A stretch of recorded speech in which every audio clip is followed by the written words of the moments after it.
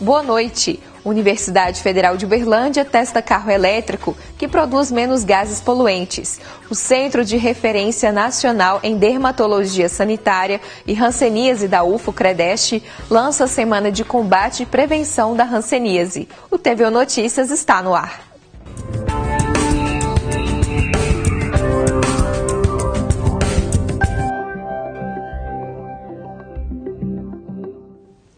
A Universidade Federal de Uberlândia agora está usando um carro híbrido. O Toyota Prius foi adquirido por meio de uma parceria entre a UFO e uma concessionária da cidade, sem ônus para a UFO e em regime de comodato, ou seja, empréstimos sem a contrapartida do dinheiro. A ideia é avaliar o desempenho do carro, que emite muito menos gases poluentes do que veículos convencionais e gasta menos combustível, já que também é elétrico. O feedback dessa experiência tem sido positivo. Economia de combustível e, principalmente, diminuição das emissões de gases do efeito estufa. Essas foram as duas preocupações que motivaram a Universidade Federal de Uberlândia, por meio da Prefeitura Universitária e da Diretoria de Logística, a fazer a parceria com a concessionária para o uso do Toyota Prius, um carro híbrido, ou seja, parte dele funciona com combustível e outra é elétrica. Diferentemente de outros veículos, não precisa de fonte carregadora de bateria. Joel, arquiteto e gestor ambiental, foi quem criou o projeto. Segundo ele, o carro foi considerado pelo Inmetro, Instituto Nacional de Metrologia, Qualidade e Tecnologia, como o mais econômico do Brasil. Ele tem uma propulsão de 2 motores. Um motor elétrico, que é o principal coração do automóvel, e um motor a explosão. O motor a explosão é na faixa de 98 CV e o motor elétrico de 72 CV. Os dois trabalhando juntos teriam a capacidade, a potência de 123 cavalos. Compõem a frota da UFO 130 veículos. No ano passado, por conta da diminuição de viagens dos servidores e da renovação gradual da frota, a média de gasto mensal com diesel foi de 12.500 litros e o consumo de gasolina, 6.000 litros por mês. Mas esses números eram mais altos. O Joel explica que o consumo de gasolina do carro híbrido é variado, mas chega, na pior das hipóteses, a 17 km por litro, ou seja, ainda assim, muito mais econômico se comparado ao consumo de carros similares convencionais. A primeira coisa nossa foi arrumar um carro mais econômico. E em segunda etapa, um carro que tivesse uma tecnologia mais moderna também, porque afinal de contas nós somos universidade, nós temos que dar um exemplo para a sociedade. Segundo o prefeito universitário, a parceria com a concessionária tem a intenção de analisar o impacto que a utilização do carro híbrido teria para a universidade. A nossa intenção com essa parceria é estudar um pouco mais esse carro híbrido, que ele parece bastante interessante, e o objetivo final é, talvez, no futuro, a gente ter carros híbridos em parte da nossa frota. Outro fator importante que está sendo considerado é a viabilidade sustentável deste tipo de veículo. Olha, eu acho que é bastante interessante, porque ele não é um carro que você vai ligar na tomada e, consequentemente, ele vai usar energia elétrica que foi produzida, em alguns casos, com métodos que poluem também. Ele é o próprio funcionamento do carro autocarrega e é bastante interessante. Mesmo com pouco tempo de uso exclusivo para serviços da UFO, os resultados têm sido positivos. Segundo Joel, a economia com os gastos de combustível já é de mais de 50%. A proposta é, a médio e longo prazo, renovar toda a frota de veículos da UFO. Esse carro, por exemplo, ele emite 68 gramas de CO2 por quilômetro rodado, enquanto um carro convencional, como os mais modernos, emitem no mínimo 120 gramas, 118, 120 gramas por quilômetro rodado. É uma diferença substancial. O problema é que o custo de aquisição desse tipo de veículo no Brasil é muito alto, diferentemente de outros países do mundo que têm colocado incentivos fiscais para que os veículos híbridos ou carros elétricos ou com algum combustível alternativo possam ser utilizados com maior intensidade, né? Então, no nosso país, esse veículo acaba ficando num patamar de custo muito alto.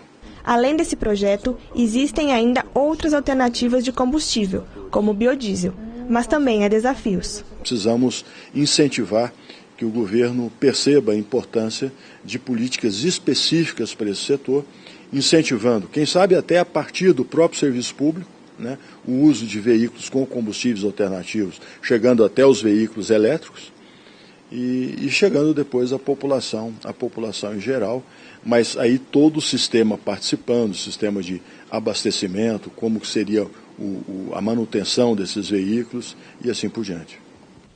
Quer fazer uma boa ação? No mês de janeiro, o Hemocentro de Uberlândia fica aberto para doação de segunda a sexta, de 7 da manhã às 11h30. Na segunda e quinta, também atende a população no período da tarde, de 2 às 5 horas. Para se tornar um doador de sangue, é necessário ter mais de 18 anos. Quem tem acima de 16 só pode se tornar um doador com autorização dos pais ou de um adulto responsável. O Hemocentro de Uberlândia fica na Avenida Levino de Souza, número 1845, bairro Umuarama. O telefone para contato é o 3088-9200. O Centro de Referência Nacional em Dermatologia Sanitária e Hanseníase da UFO-Credeste lança a Semana de Combate e Prevenção da Hanseníase entre os dias 22 e 26 de janeiro. O repórter João Inácio traz mais informações. Oi para você, Gislene, e a todos que acompanham o TVU Notícias. O assunto hoje é saúde. Vamos falar sobre a Semana Mundial contra o Preconceito pela Hanseníase. E está aqui do meu lado o Rafael Zardini, que vai falar mais sobre esse assunto. Rafael, me fala um pouco sobre os eventos que vão ter aí entre os dias 23 e 26 aqui no Credeste.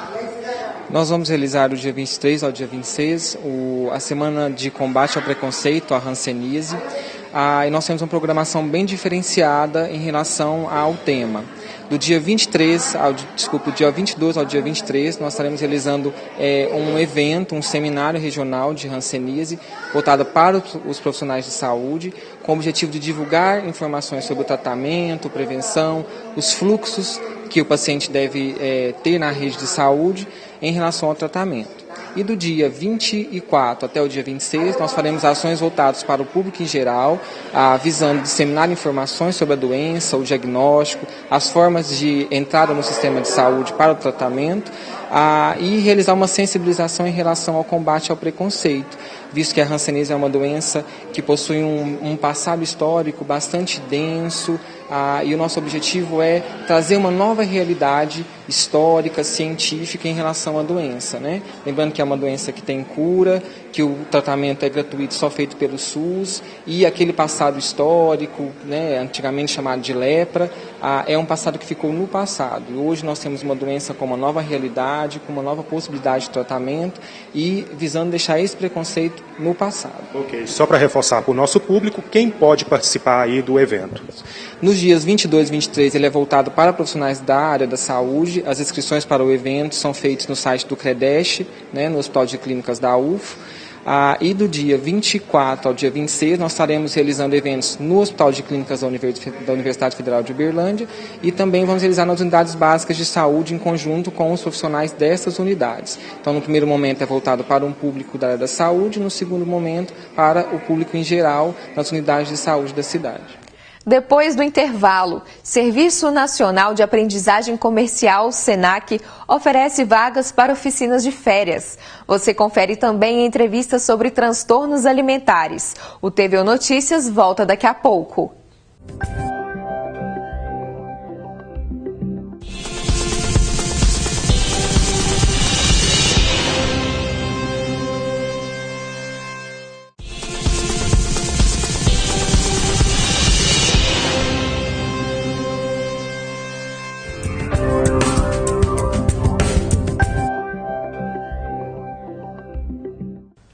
O Serviço Nacional de Aprendizagem Comercial, SENAC, oferece vagas para oficinas de férias. As inscrições são feitas pessoalmente na unidade de Uberlândia.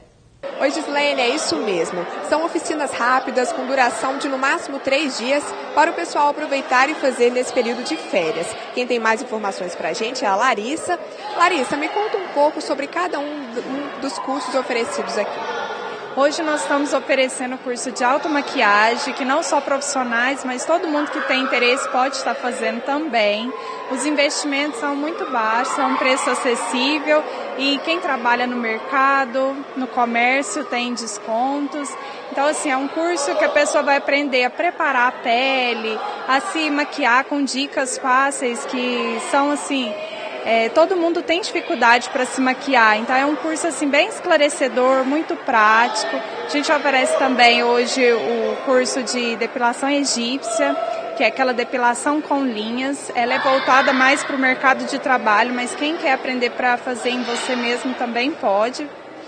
E nós estamos oferecendo também o curso com pedras quentes, massagem e terapia com pedras quentes. Esse já é um curso mais voltado para quem já está na área, porque tem o pré-requisito, a pessoa já tem que saber algumas noções de terapias orientais, de massagens. E Larissa, como que é o processo de inscrição para participar? Para se inscrever tem que estar vindo até... o Senac aqui de Uberlândia, na Avenida Belo Horizonte, e está se inscrevendo. É bem simples, rápido, fácil. E aqui também eles passam a lista de alguns materiais que precisam. Então, assim, tem que estar vindo até aqui para fazer essa inscrição. Larissa, muito obrigada pelas informações. Voltamos ao estúdio. Obrigada, Letícia. Para mais informações, é só acessar a página www.matricula.mg.senac.br. No início, os olhos ficam vermelhos. Em pouco tempo, começam a arder e ficam muito sensíveis à luz do sol. Esses são alguns dos sintomas de olho pterígio, popularmente chamado de carne no olho. Quando alcança graus elevados, pode comprometer a visão. Confira a reportagem. Depois de alguns anos sofrendo com a lesão no olho, Gabriela decidiu fazer a cirurgia. Ela tinha olho pterígio, popularmente chamado de carne no olho, que consiste em uma membrana composta por tecidos fibrosos e vasos sanguíneos, que crescem no canto dos olhos até chegar à córnea. Desde muito nova eu sempre tive essa carninha no olho, né? E me incomodava um pouco pela estética mesmo, né? Porque o olho ficava muito vermelho, o olho ficava muito sensível e ainda ficava meio estranho o olho. E aí eu conversei com uma amiga minha que ela fez a cirurgia e ela me falou que era muito simples, que a gente não sentia nada, que a gente dormia durante a cirurgia. Então eu acabei procurando o oftalmo por causa disso, mas por causa da estética. E depois de um tempo começou a atrapalhar a minha visão mesmo, porque o pterígio ele vai crescendo e ele foi tampando um pouco da minha visão. Então minha visão começou a ficar muito embaçada, eu via as coisas meio embaçadas. Foi então que eu resolvi fazer a cirurgia. O pterígio normalmente cresce de forma lenta durante a vida. Em casos avançados, a lesão pode interferir na visão. Para o oftalmologista, é sempre bom estar atento aos sintomas. O mais evidente é a vermelhidão dos olhos. Então, o paciente começa a notar que o olho passa a ficar mais tempo vermelho e, em algumas situações, isso fica mais acentuado. Entre elas, a gente pode citar problema de contato com piscina, paciente que vai para um clube e volta com o olho muito vermelho, paciente que trabalha muito em computador, na presença do ar-condicionado, o tempo seco vai também influenciar nesse desconforto que o paciente vai apresentar e na hiperemia ocular. A presença de terra, areia no ar também, paciente que trabalha em ambiente muito carregado também, ele vai ter esse desconforto mais acentuado. E naquelas pessoas que trabalham muito expostas ao sol. Então, trabalhador rural, trabalhador da área de construção, que está evidentemente no sol o tempo todo, eles também vão apresentar esse desconforto com mais frequência e com mais intensidade. Hoje em dia, Gabriela toma alguns cuidados para prevenir a volta da doença. A melhor recomendação é o uso do óculos de sol, uma proteção física contra os raios ultravioleta, poeira, vento, como é o caso da Gabriela. Eu uso óculos de grau e quando está muito sol eu procuro usar sempre o óculos de sol porque meu olho fica mais sensível mesmo. Ainda segundo o especialista, o principal tratamento é a cirurgia de retirada da membrana. Aquelas pessoas que têm a lesão já em crescimento ou evidentemente já apresentando a lesão grande, realmente o óculos solar ele é de importância na medida que ele vai proteger o olho. tanto do vento da poeira, mas principalmente ele vai evitar o contato com os raios solares, porque a gente sabe que a incidência dos raios solares em função do raio ultravioleta, ele vai estimular o crescimento dessa carne. Então, o óculos solar, para quem tem ou para quem está sentindo que está começando a aparecer, ele é muito importante mesmo. O pterígio apresenta diferentes graus. Nos mais baixos não causa problemas significativos à capacidade de enxergar, mas nos mais altos pode comprometer a visão. A lesão pode aparecer em pessoas de qualquer faixa etária, mas os adultos, jovens e idosos são os mais afetados. Aproximadamente 700 mil brasileiros cegos poderiam estar enxergando se tivessem procurado ajuda médica em tempo adequado. Antes, a enfermidade afetava e muito a vida da jornalista. Tirava algumas fotos, aí eu via que meu olho ficava meio estranho, assim, por causa do pterígio.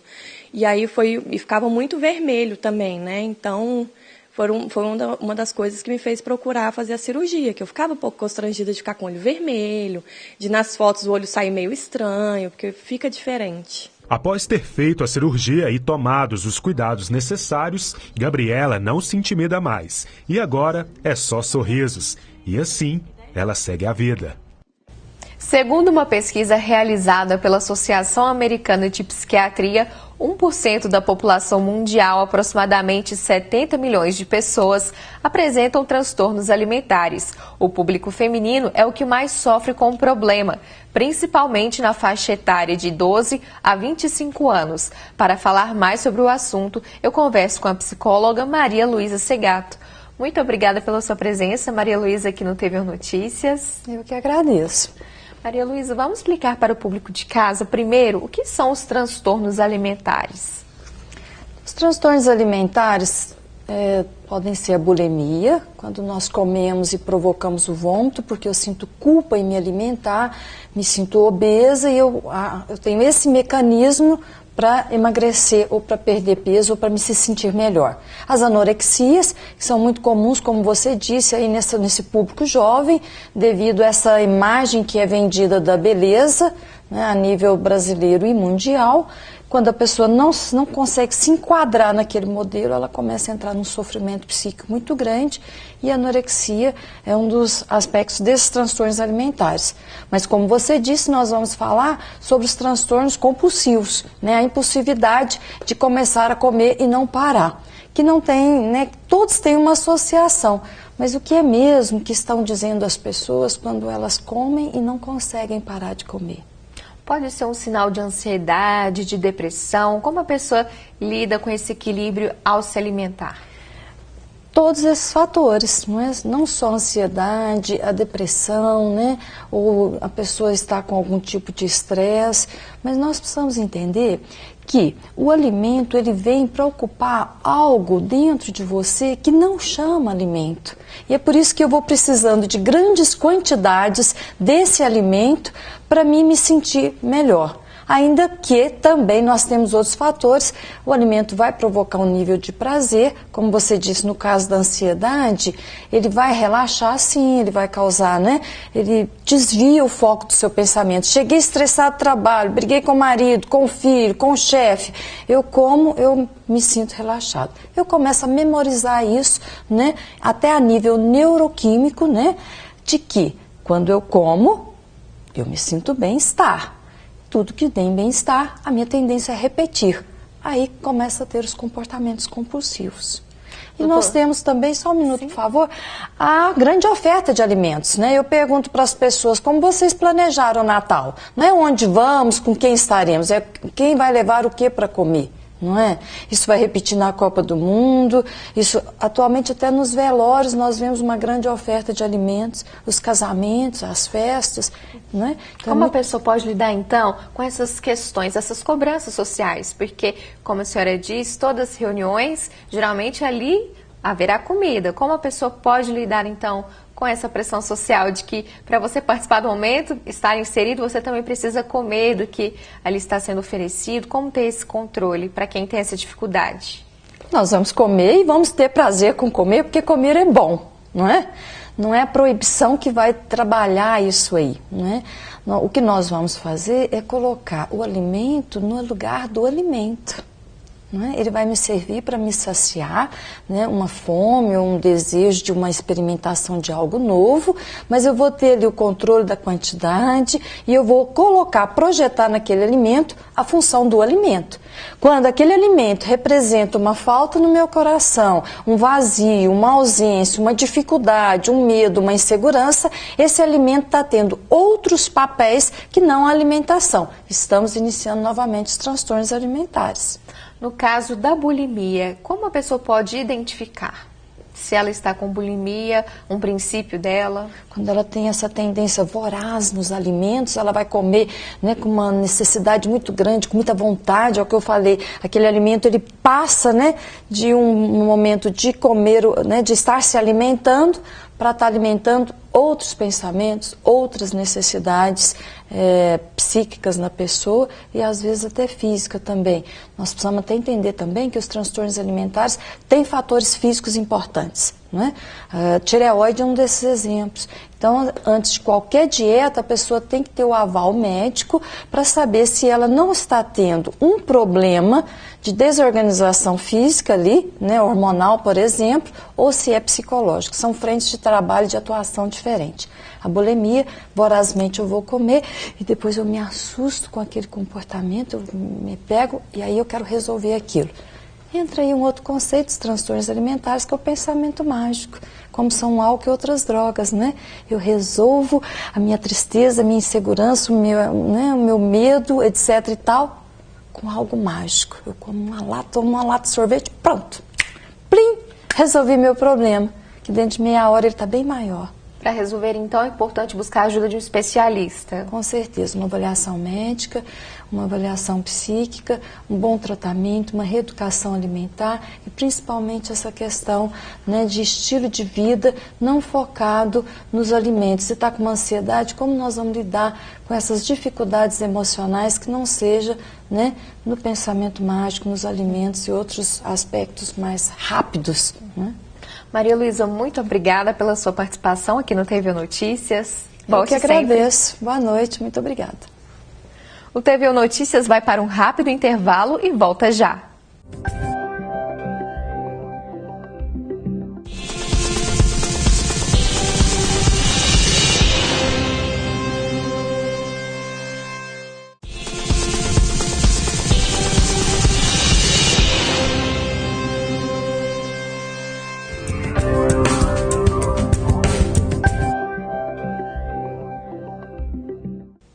Agora é hora de falar sobre o tempo. Confira a previsão para Uberlândia e outras cidades da região.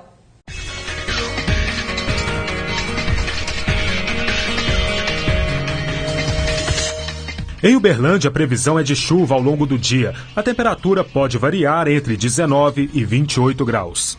A terça-feira vai ser de sol entre nuvens em Uberaba. A temperatura mínima é de 19 e máxima de 28 graus. Em Araguari, a probabilidade de chuva é de 80%. A mínima é de 18 e máxima de 28 graus. Em Araxá, a terça vai ser de céu nublado, com chuva ao longo do dia. Os termômetros podem marcar temperatura mínima de 19 e máxima de 28 graus. Em Patrocínio está previsto chuva forte, com trovoadas a qualquer hora do dia. A terça vai apresentar temperatura mínima de 17 e máxima de 27 graus. O Banco de Leite Humano do Hospital de Clínicas da Universidade Federal de Uberlândia precisa de doações. Para falar sobre o assunto, eu converso com a coordenadora do Banco de Leite Humano do HCUFO, Marília Santos. Marília, bem-vinda ao TV Notícias. Boa noite, obrigada. Marília, primeiro, vamos falar para o pessoal de casa o que é o Banco de Leite Humano do HCUFO. Então, o Banco de Leite Humano é um serviço especializado na pasteurização do leite materno que é destinado para os bebês internados na UTI neonatal. Nós recolhemos o leite através das doações, né, e direcionamos para esses bebês. Além disso, a gente também faz orientação, né, para aquelas mães que têm dificuldade durante o processo de amamentação. Basta ir até o banco de leite e esclarecer as dúvidas. Em mês de janeiro, geralmente é o período de férias, reduz o movimento? Sim, reduz bastante. Sempre no mês de janeiro a gente observa isso. Geralmente as doadoras viajam com as suas famílias e aí a quantidade de leite que a gente tem em estoque cai bastante, né? E caiu esse mês em torno de 50%, né? E a quantidade de bebês internados continua a mesma. Então a gente precisa que as pessoas se sensibilizem, né? E aquelas mães que estão amamentando para que elas possam doar para a gente. Como é possível, nesse caso, se tornar uma doadora? Para a mulher doar o leite, basta ela ser saudável, né? Estar oferecendo só o leite materno para o bebê dela. O bebê tem que estar ganhando peso, tem que estar tudo bem com a amamentação, né? E basta ela ligar para o banco de leite, a gente vai até a casa dela, busca o leite, ela faz a ordenha e a gente busca. Na primeira visita a gente preenche uma ficha de cadastro, leva o kit doação para a mãe com os frascos de vidro, touca, máscara, um kit, né, completo para que ela possa colher de forma segura. E depois a gente agenda o dia de voltar na casa dela para buscar o leite que ela colheu. E toda doadora tem que ter alguns exames de sangue, né? A gente precisa colher o exame de sangue. A gente pode aproveitar os exames da gestação, né, dos últimos 6 meses, ou a gente faz também, né, uma nova coleta. E a gente também faz a coleta de sangue na casa da doadora, ou seja, ela não tem trabalho nenhum. Ótimo. Vocês também aceitam doações de frascos de vidro para conter os leites doados? Sim, também é uma demanda do setor? É uma demanda também, porque é um item, né, que acaba quebrando, né, à medida que a gente vai utilizando, enviando para as doadoras e retorna para a gente poder esterilizar e mandar para novas doações. Então é um utensílio que a gente precisa, sim.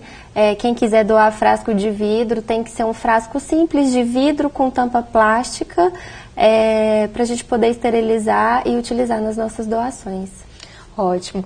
Também no setor, como você disse, é feito esse trabalho de orientação sobre a amamentação. As mulheres que têm tido dificuldade para amamentar, o que seria o recomendado? Algumas dicas que você possa passar para elas? Eu acho que o mais importante é a mulher começar a se preocupar com isso durante a gestação, né? Porque a hora que o bebê nasce é tanta coisa, é uma rotina nova, né? Então, a principal arma de uma mulher, né, enquanto gestante, é a informação. Procurar saber como é que é, o que acontece nos primeiros dias, como são os primeiros dias, conversar com outras mães, né, para ter um pouquinho mais de experiência e se preparar, né? Podem existir dificuldades, sim, e se elas vierem, procure o banco de leite que a gente vai ajudar. No caso, quais são os pacientes que recebem esse leite? Os pacientes que recebem o leite são os pacientes internados na UTI neonatal, né? A maioria deles são bebês prematuros e as mães desses bebês às vezes ainda não conseguem produzir uma quantidade de leite suficiente. Elas começam logo que dão à luz a estimular a produção, né? Mas às vezes o bebê precisa e a mãe ainda não tem esse leite. Então ele é oferecido para o bebê através das doações. A gente sabe que o leite materno é considerado um alimento padrão ouro, né? É o melhor alimento, é o alimento mais indicado para um recém-nascido, principalmente para um bebê prematuro, né, que ainda não tem o seu sistema imune formado, né, o seu sistema gastrointestinal também ainda não está totalmente formado.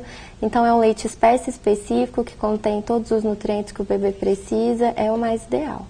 E falando ainda sobre os bebês, tem uma idade específica que o aleitamento deve acontecer? Até quando é o ideal? Sim, o aleitamento materno ele deve ser feito de maneira exclusiva até o 6º mês de vida da criança, né? E deve ser complementado até 2 anos ou mais. Então, a partir do 6º mês, a mãe vai introduzir outros alimentos, né? Até 1 ano de idade, o leite materno ainda é considerado o principal alimento para o bebê, né? Mas até o 6º mês deve ser feito de forma exclusiva e isso significa que não tem que oferecer água, chá, é só o leite materno, né? E a partir do 6º mês, outros alimentos.